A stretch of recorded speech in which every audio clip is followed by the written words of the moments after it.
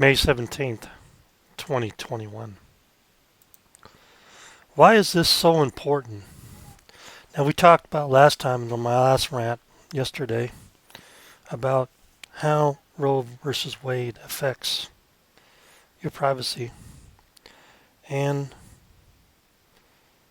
the thingy in the arm. And I told you previously that both sides are working for the same goal. You just don't see it.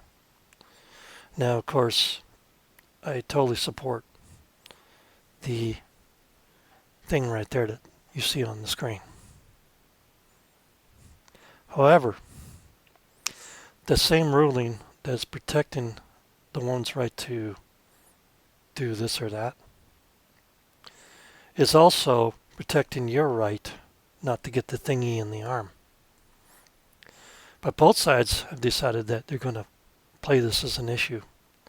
Because somebody said yesterday, well, I watched the news, and I'm like, no, you didn't watch the news. What you watched was controlling the narrative. They spoon feed you crap to get you swayed to one way or the other. See, news is nothing more than just an influencer. It's a supported narrative. And no matter what side you take, you're being persuaded. So, this leads down to another path.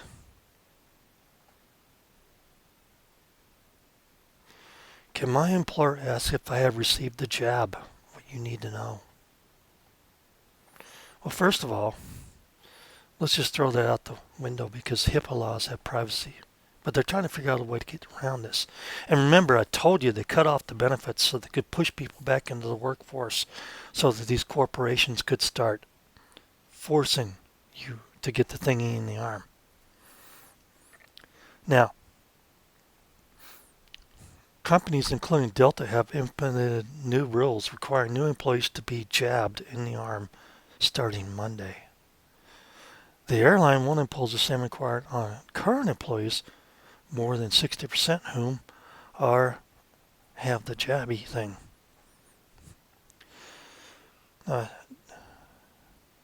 This person asked if there was guidance from the Equal Opportunity Employment Commission, EEOC.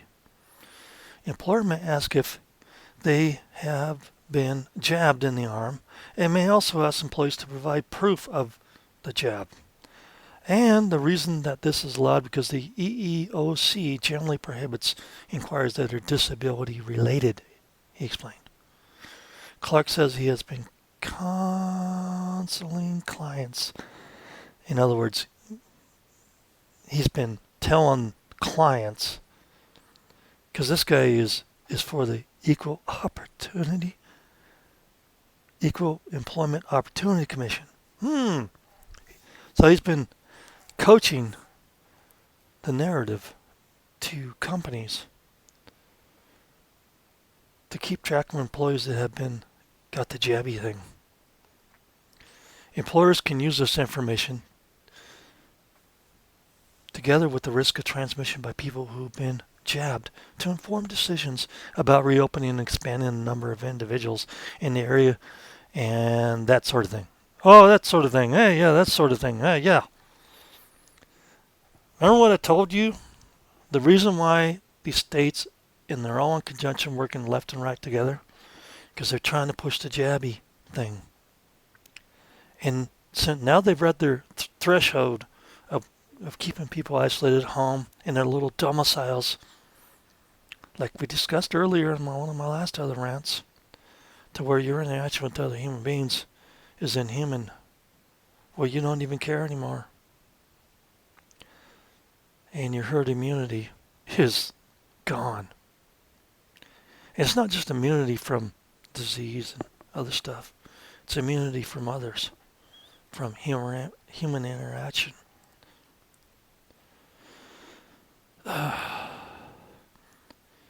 But does asking proof of the jab violate the Health Insurance Portability and Accountability Act of 1996, more commonly known as HIPAA? Generally, HIPAA prevents healthcare providers from sharing information. Here you're asking the employee themselves to provide the information. And so it's their information. They're able to share it if they want to, he states. But you can't get the job unless you got the jab, because we're going to ask you for it. See how the corporations are doing the workaround against the HIPAA laws? If your employer asks you to provide proof of the jab, I would turn around and sue them, because they're not a healthcare provider. They don't have the reason to ask for this information, and this information is not theirs. Not to mention, Roe versus Wade protects you against any procedures medically that you don't accept. And the jab is one of those. In fact, everything that the kids are actually required to have before they can go to school is against the law. The Supreme Court ruled on this a long time ago. And then here's your little narrative right here coming down the road. A survey by JobVite's 2021 Job Seeker National Report found that employers who incentivize getting the job helps. Of those surveyed workers who disagreed with the jab mandates in the workplace, 1/3 said they would get the jab if their employer incentivized them. Oh, here we go. No more donuts, no more free haircut, no more free tickets to the stadium. They'll just give you an extra $50 gift card to get the jabber. In a survey conducted by the University of California, Los Angeles, more than 75,000 unjabbed people were interviewed, and about 1/3 of them said a cash payment of $100 would make them more likely to get the jab.